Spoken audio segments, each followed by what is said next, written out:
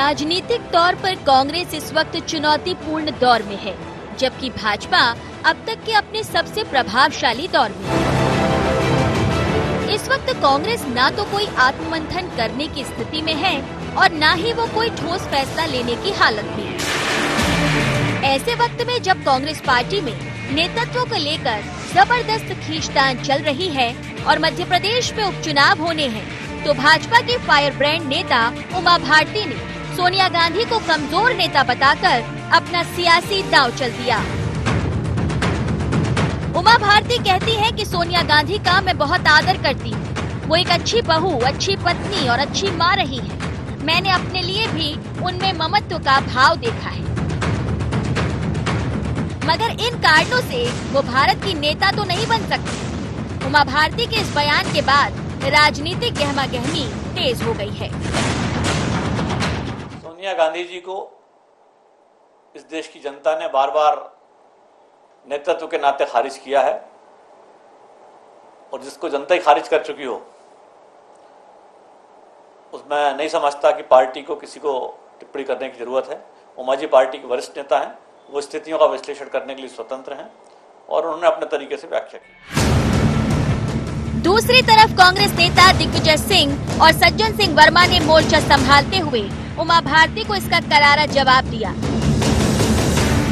दिग्विजय सिंह कहते हैं कि सोनिया गांधी ने त्याग का अनुपम उदाहरण पेश किया है।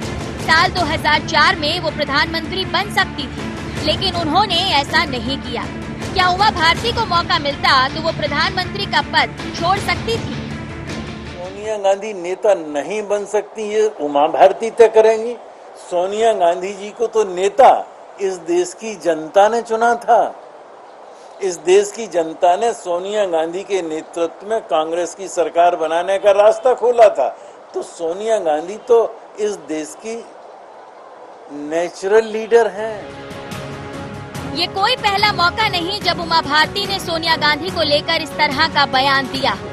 इससे पहले भी बीजेपी नेता कह चुके हैं कि कांग्रेस अध्यक्ष सोनिया गांधी का आदर करती हैं, लेकिन वो भारत की बहू के तौर पर भारत आई और पति राजीव गांधी की मौत के बाद भी देश में रही। ऐसे में देखना दिलचस्प होगा कि जिस तरह बीजेपी कांग्रेस के शीर्ष नेतृत्व को घेर रहा है, उसका कितना फायदा उसे उपचुनाव में मिल पाता है। News desk IND 24।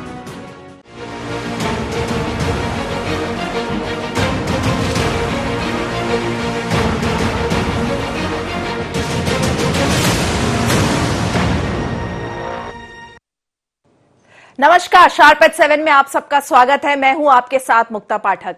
देखिए, मध्य प्रदेश में उपचुनाव है, 27 सीटों में उपचुनाव है और बीजेपी और कांग्रेस दोनों अपने अपने इश्यूज और मुद्दे लेके जनता के बीच में जा रही है। चाहे हम बात करें वर्चुअल रैलीज की बात करें, वर्चुअल मीटिंग्स की बात करें, तो उस पर कई मुद्दे आए। और अब अगर हम देखें तो एक नया मुद्दा जो है वो पूर्व मुख्यमंत्री उमा भारती ने जो है वो कल जो है ट्वीट करके किया कि जैसे उन्होंने कहा कि सोनिया गांधी जो हैं वो एक बहुत अच्छी मां है, उसमें उन्होंने ममत्व देखा है, लेकिन एक अच्छी नेता नहीं है। इस पे जाहिर तौर पे जो है कांग्रेस का रिएक्शन तो आना था, पलटवार होना था कि भाई वो तो त्याग की मूर्ति है। लेकिन इस सब के पीछे क्या है, इस ट्वीट के पीछे की राजनीति क्या है? अगर हम उमा भारती जी की बयान देखें पिछले कई दिनों से, महीनों से, तो पूर्व मुख्यमंत्री जो है वो कहीं ना कहीं अपने आप को एस्टैब्लिश तो वो है, बट फिर भी मध्य प्रदेश की राजनीति में कहीं ना कहीं अपनी एक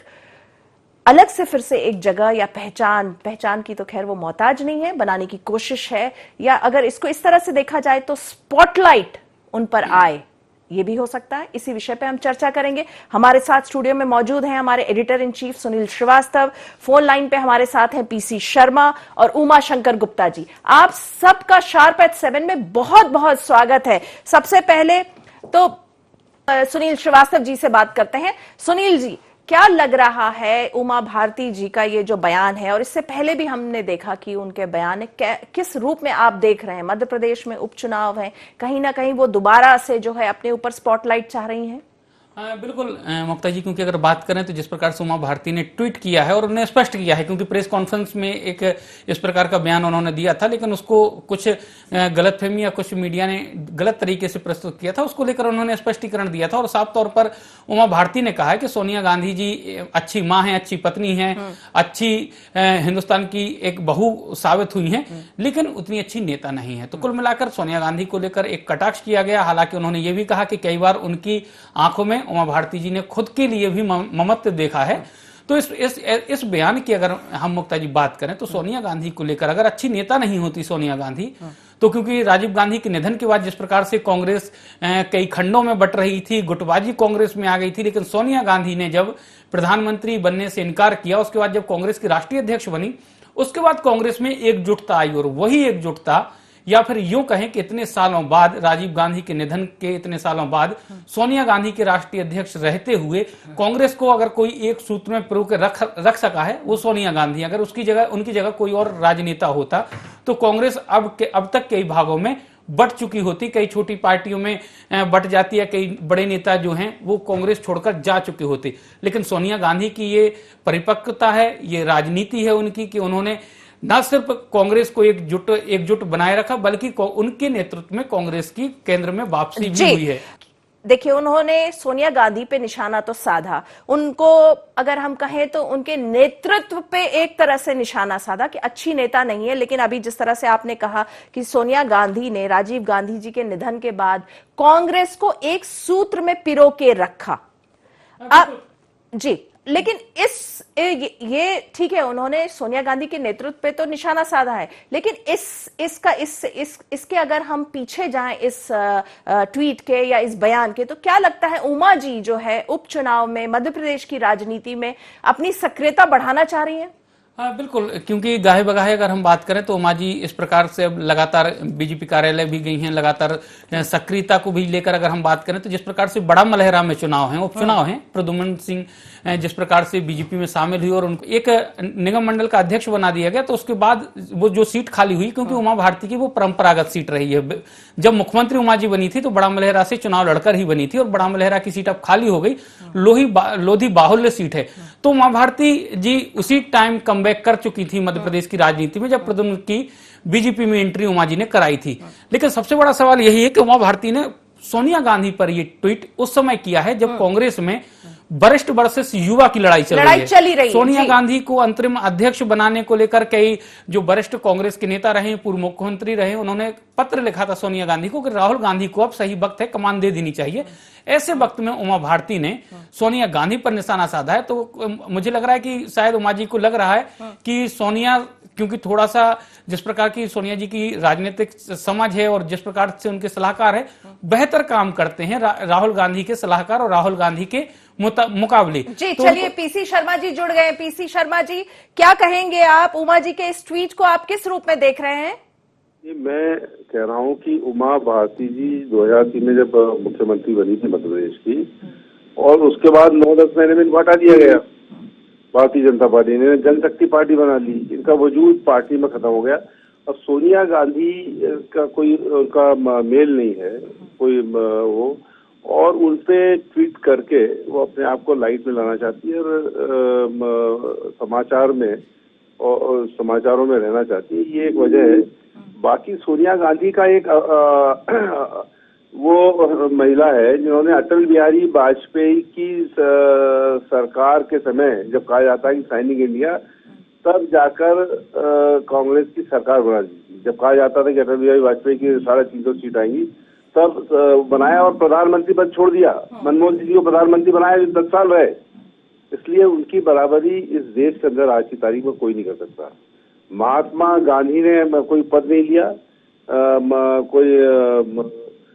और यही स्थिति सोनिया गांधी की है कि उन्होंने कोई भी प्रशासनिक पद नहीं लिया।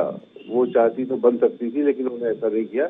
इसलिए, और आज उन्होंने पूरी कांग्रेस को एकजुट कर रखा है। कांग्रेस उनके नेतृत्व में आगे बढ़ रही है। आने वाले चुनाव में आप देखेंगे कि अगली लोकसभा में यूपीए की एक बार फिर सरकार बनेगी।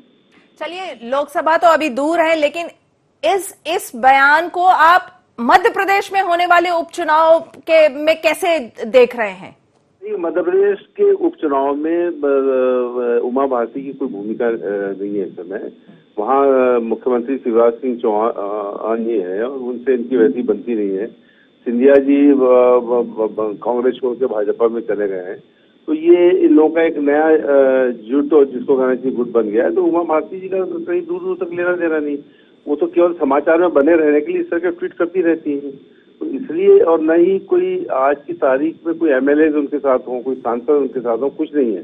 ये तो केवल एक पूर्व मुख्यमंत्री के तौर पे और भारतीय जनता पार्टी में हैं, केवल हैं, इसके अलावा कोई उनका सोनिया गांधी पर उनकी टिप्पणी का कोई राजनीतिक न महत्व है, न मतलब है, न इन 27 सीटों से उसका कोई लेना देना नहीं। न उनके स्टेटमेंट से मध्य प्रदेश में कोई बीजेपी को इफेक्ट पड़ रहा है, न कांग्रेस को इफेक्ट पड़ रहा है। यहाँ कमलनाथ जी के नेतृत्व में कांग्रेस 27 चुनाव लड़ने जा रही है, वो नेता प्रतियोगी है, कांग्रेस के अध्यक्ष भी है। और उधर जैसा मैंने कहा कि वहाँ शिवराज जी मुख्यमंत्री हैं और सिंधिया जी वहाँ, ये लोग बाकी नेताओं को भी उन्होंने क्वारंटाइन कर दिया है और किसी नेता की चली नहीं रही है। उनके जो बड़े बड़े मंत्री हैं उनकी नहीं चल रही, तो उमा भारती कहाँ से चलेगी? अच्छा शब्द का इस्तेमाल किया आपने कि क्वारंटाइन कर दिया। चलिए वक्त हो चला एक बहुत छोटे से ब्रेक का, शार्प एट 7 पे आप बने रहिएगा फोन लाइन पे, हम जल्दी लौटेंगे एक छोटे से ब्रेक के बाद।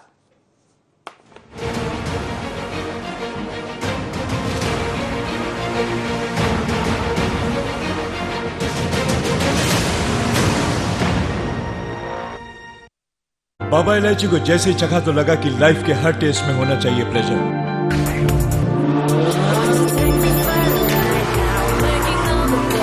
बाबा इलायची, व्हाट्स योर प्लेजर?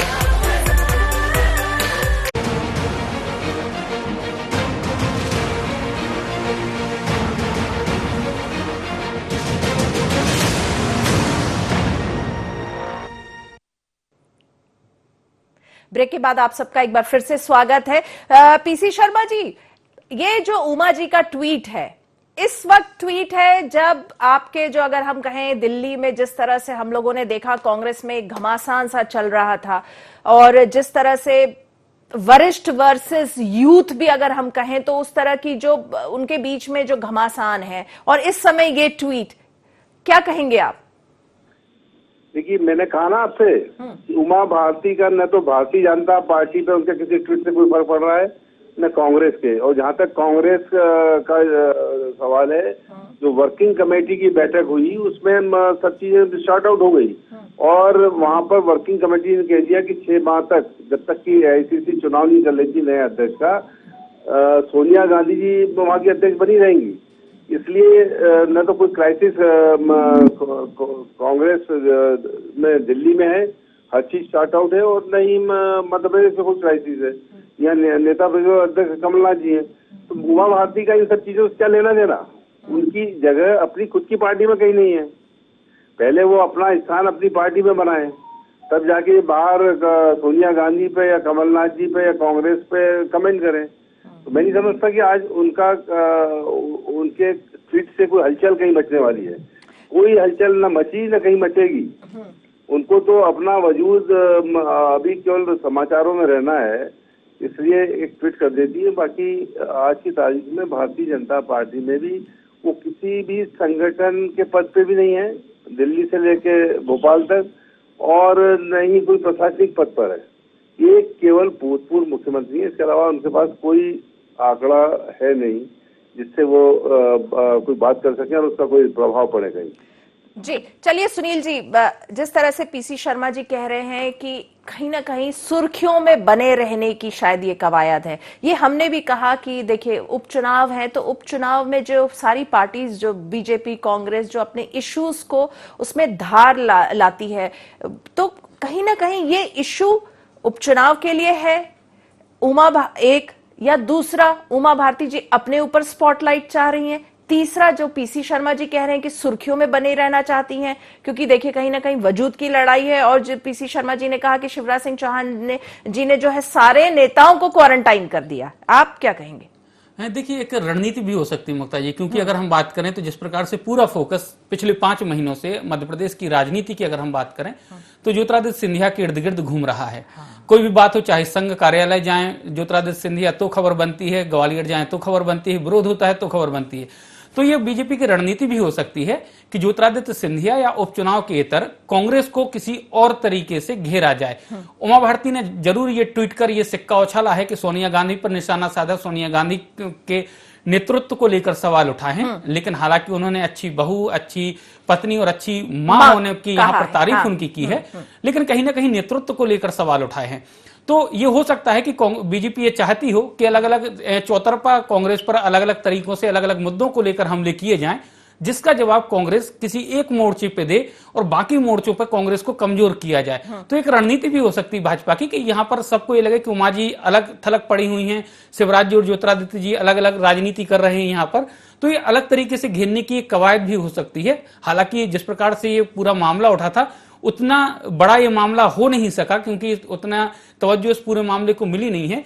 लेकिन उसके बाद भी अगर हम बात करें तो जैसा कि शुरू में मैंने कहा था कि सोनिया गांधी वो लेडी हैं जिसके कारण कांग्रेस आज दिन तक एक बनी हुई है, नहीं तो अब तक कांग्रेस के 5 या 6 भागों में कांग्रेस बढ़ जाती। बिल्कुल। विनोद गोटिया जी हमारे साथ जुड़ गए हैं बीजेपी से, आपका स्वागत है शार्प एट 7 में। विनोद जी, क्या कहेंगे आप, जिस तरह से उमा जी ने ट्वीट करके सोनिया गांधी के नेतृत्व पे निशाना साधा, उसको किस रूप में देखें हम लोग? मैं बहुत सी चीजें ऐसी हैं जिन पे कोई टिप्पणी करने का मैं बहुत मतलब नहीं समझता। हर व्यक्ति अपने तरीके से, अपने एंगल से किसी चीज को लिखता है, और उसके दिमाग को अगर मैं पढ़ूं या आप पढ़ें तो मैं ऐसा मानता हूं कि उसके कारण तह तक पहुंचना कठिन है। लेकिन बहुत सी बात जो उसमें उमा जी ने कही है कि वो नेतृत्व तो नहीं कर सकती देश का, ये तो पूरी दुनिया को दिख रहा है कि वो देश का नेतृत्व करने की स्थिति में नहीं है, और ना वो है ना कांग्रेस इस स्थिति में बची है कि वो देश का नेतृत्व कर सके। जी, आप कह रहे हैं देश का नेतृत्व नहीं कर सकती, लेकिन उन्होंने कांग्रेस को एक सूत्र में पिरो के तो रखा इतने सालों तक। भले अभी कांग्रेस में क्राइसिस हो, लेकिन कई सालों तक तो पिरो के रखा। प्रधानमंत्री का पद भी त्यागा। मैं आपके समर्थन में एक लाइन और कहना चाहूंगा कि वो अभी कई साल तक और एक सूत्र में पिरो के रख सकती हैं, क्योंकि जब आदमी के पास लीडरशिप नहीं हो तो वो किसी एक तनके को पकड़ के जान बचाने के लिए उसमें फंसा रहता है। कांग्रेस के पास कोई छत्रप इतना दमदार नहीं है जो पूरे देश के अंदर नेतृत्व कर सके, और इसलिए उनकी मजबूरी है कि वो गांधी खानदान के सहारे अपना काम चला रहे हैं, उसमें लटक के नैया पार करने का प्रयास कर रहे हैं, और इसलिए वो कई वर्षों से कर रही हैं और कई वर्षों तक अभी और कर सकती हैं। इसमें मैं आपसे सहमत हूँ। जी, पीसी शर्मा जी, क्या कहेंगे आप? कांग्रेस में नेतृत्व की कमी है क्या? गोटिया जी भूल जाते हैं कि अटल बिहारी वाजपेयी जो उनके प्रधानमंत्री थे, उनकी सरकार को अपदस्थ किया था उनने। और जब कहा जाता था कि 350 सीटें आएंगी, तब उनको आगे खुद प्रधानमंत्री न बन के मनमोहन सिंह जी वो प्रधानमंत्री बना के यूपीए की मुखिया रही थी और 10 साल चलाया। और नेतृत्व अगर नहीं होता तो ये 10 साल सरकार नहीं चलती, ये उनका ही करिश्माई नेतृत्व था। और आज भी वो कांग्रेस को एकजुट किए हुए हैं, और ये देख लेना आप जो आने वाले समय में, वैसे ये कहा है वर्किंग कमेटी ने, आईसीसी के चुनाव होंगे 6 महीने के बाद, जो भी नेतृत्व आएगा वो ये कांग्रेस जो है ये इसमें लचीलापन है, ये पता ही नहीं लगता, और उठा के बाहर फेंक देते हैं। जैसे अटल बिहारी वाजपेयी को भेजा, उसके पहले भी बीजेपी के और भी इधर उधर से मिली जुली सरकारें बनी थी, सब बाहर हो गई, और ये सरकार भी बाहर होगी। कोविड-19 ये लेके आए मोदी जी और ये पूरी भारतीय जनता पार्टी, पर यहाँ हिंदुस्तान में 50,000 से ज्यादा लोगों की जान चली गई है, लाखों लोग संक्रमित हो गए, मध्य प्रदेश में 1300 लोग की जान चली गई। ये बीजेपी इसको रोक नहीं पाई और लोगों को पैदल चलना पड़ा, लाखों लोग पैदल चल दिए, कोई दिल्ली से कोई बॉम्बे से। इस सब के लिए गरीबों को में आज जो उनके नौकरियां खत्म हो गई, करोड़ों नौकरियां, व्यवसाय खत्म हो गए, काम धंधे बंद है, लोग खाने को नहीं मिला, राशन नहीं मिला। ये पूरी देश देख रहा है, और जब भी मौका आएगा इसका बदला इस सरकार से जो इन्होंने लिया है। आज अगर आपको टेस्ट कराना है कोरोना, 4,000 रुपए फीस लग रही है, लोगों को कोरोना हो रहा है, लोगों की जाने जा रही हैं, और ये कह रहे हैं कि नेतृत्व, कहाँ का नेतृत्व है? आपने पूरा हिंदुस्तान बंद करा दिया, लोगों के व्यवसाय बंद करा दिए हैं, डीजल पेट्रोल, और इस गरीबी हालत में डीजल पेट्रोल साथ में आसमान पे जा रहा है, महंगाई बढ़ रही है, पूरे देश को बर्बाद कर दिया। और ये कह रहे हैं कि सब कुछ ठीक चल रहा है। कभी टीवी पे आता है वो कि यूं कर देंगे उसका चाइना का, कभी पाकिस्तान का, इसके अलावा कोई चीजें दिख रही थी। चलिए विनोद गोटिया जी से पूछ लेती है, आप ही के अब बीजेपी के नेतृत्व पे ही सवाल उठ रहे हैं, क्या कहेंगे आप विनोद जी? मैं सुना पूरा, शर्मा जी को मैंने सुना, शर्मा जी कह रहे हैं कि कोरोना का टेस्ट 4000 का हो रहा है। आपने तो 70 साल में वो व्यवस्था ही पैदा नहीं की थी कि किसी की जांच हो सके। कम से कम भारतीय जनता पार्टी की सरकार ने वो व्यवस्था पैदा तो कर दी कि जांच हो पा रही और जान बचा पा रहे हैं। और इसलिए इनको अगर दिन में स्वप्न देखने की आदत है, भरी दोपहरिया में, तो ये देखें कि मोदी जी की सरकार अलग हो जाएगी। स्वप्न देखने से कोई किसी को मना नहीं कर सकता, लेकिन वास्तविकता के धरातल पर चलें। देश की जनता किस दिशा में सोच रही है और विचार कर रही है, जरा उसका असेसमेंट करें। कहाँ ये खड़े हैं, कितना और पतन ये लोग अपना करेंगे मुझे नहीं पता, ये इनका अपना राजनीतिक विषय है, इनके दल के भीतर की बात है। लेकिन मैं ऐसा मानता हूं कि राजनीतिक पतन का जो घनघोर चित्र कांग्रेस और उसकी लीडरशिप में किया है, प्रदर्शित किया है, वो कहीं और देखने को मिलता नहीं। विनोद जी, आपसे ये पूछना चाहूंगी, उमा भारती जी के इस ट्वीट को जो है, क्या इसको इस रूप में भी देखा जाए कि वो जो है, जो अभी जैसे पीसी शर्मा जी ने कहा कि सुर्खियां बटोरने का एक तरीका हो सकता है कि उनके ऊपर भी स्पॉटलाइट आए। मध्य प्रदेश की राजनीति में जिस तरह से सुनील जी कह रहे थे कि अब जो है पूरा फोकस शिवराज जी और सिंधिया जी पे है, तो उमा जी के ऊपर आए ये इस तरह के ट्वीट, इस तरह के बयान से। अब ये तो उमा जी बताएंगी कि उन्होंने काहे के लिए ट्वीट किया है। ये तो कुछ भी व्याख्या करेंगे उससे क्या होता है। आप कैसे देख रहे हैं, आप कैसे देख रहे हैं? मैं ऐसा नहीं मानता जी, मैं ऐसा नहीं मानता। ये तो अब राजनीतिक विरोधी हैं, ये अपने तरीके से उसकी व्याख्या करेंगे और ये उस बात को नजदीक ले जाने का प्रयास करेंगे कि नहीं उमा जी ने उनको लेके उतनी बात नहीं कही जितनी वो सुर्खियां बटोरने के लिए ये बात कह रहे हैं। सोशल मीडिया में कोई भी व्यक्ति कोई भी बात लिखता है, उसके 10 एंगल होते हैं, मैंने आपको कहा, लेकिन मूल विषय के ऊपर आघात करना उनका मूल कारण होता है। और ये बात बिल्कुल उन्होंने सही लिखी है कि सोनिया जी में अब वो सामर्थ्य नहीं है कि वो इस देश का नेतृत्व कर सकें या कांग्रेस को फिर से पुनर्जीवित कर सकें। लेकिन साथ में ये तो कह दिया ना कि अच्छी बहू है, अच्छी माँ है, अच्छी पत्नी है।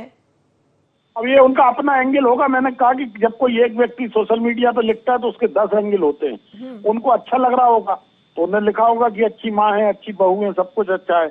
अब मैं तो कभी देखने गया नहीं कि कैसी बहू है, कैसी माँ है, इसलिए मेरा अनुभव उस बारे में है नहीं ज्यादा। तो आप इत्तेफाक रखते हैं उमा जी के ट्वीट से? मैं उमा जी के ट्वीट राजनीतिक पक्ष से इत्तेफाक रखता हूं। जो उन्होंने कहा है कि उनमें सामर्थ्य नहीं है कि वो कांग्रेस को फिर से खड़ा कर सकें या देश में सरकार चला सकें, मैं उससे पूरा इत्तेफाक रखता हूं। जी चलिए, पीसी शर्मा जी आपका, विनोद गोटिया जी आपका, दोनों का बहुत बहुत धन्यवाद कि आप शार्प एट 7 में जुड़े। और जिस तरह से हम बात कर रहे थे, मुद्दा ये था कि जिस तरह से उमा भारती जी ने, पूर्व मुख्यमंत्री है मध्य प्रदेश की, उन्होंने ट्वीट किया, ऐसे समय पे ट्वीट किया, सोनिया गांधी के नेतृत्व पे सवाल खड़ा किया, जब दिल्ली में CWC में घमासान है, यूथ वर्सेस वरिष्ठ चल रहा है। लेकिन कहीं ना कहीं इसको हमको मध्य प्रदेश की राजनीति से भी लेके देखना चाहिए, क्योंकि जब से यहाँ पे सत्ता परिवर्तन हुआ है, पूरा फोकस जो है शिवराज सिंह चौहान और दूसरा जो फेस है वो सिंधिया बन गए हैं। तो इसमें जो पुराने नेता जो हैं, उनको कहीं ना कहीं लग रहा होगा कि उनके ऊपर से जो है लाइमलाइट नहीं है, वो डिफोकस्ड हो रहे हैं। तो इस तरह के बयान से, ये बयान इंपॉर्टेंट है और जब उपचुनाव है तो ऐसे समय में ये डेफिनेटली और इंपॉर्टेंट हो जाते हैं। तो शार्प एट 7 में फिलहाल इतना ही। आप बने रहिए IND 24 के साथ। नमस्कार।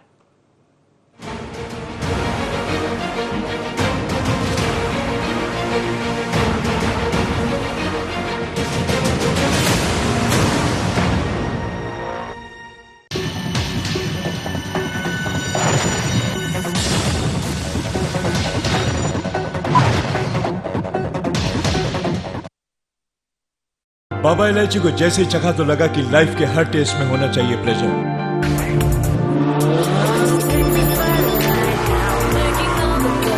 बाबा इलायची, व्हाट्स योर प्लेजर?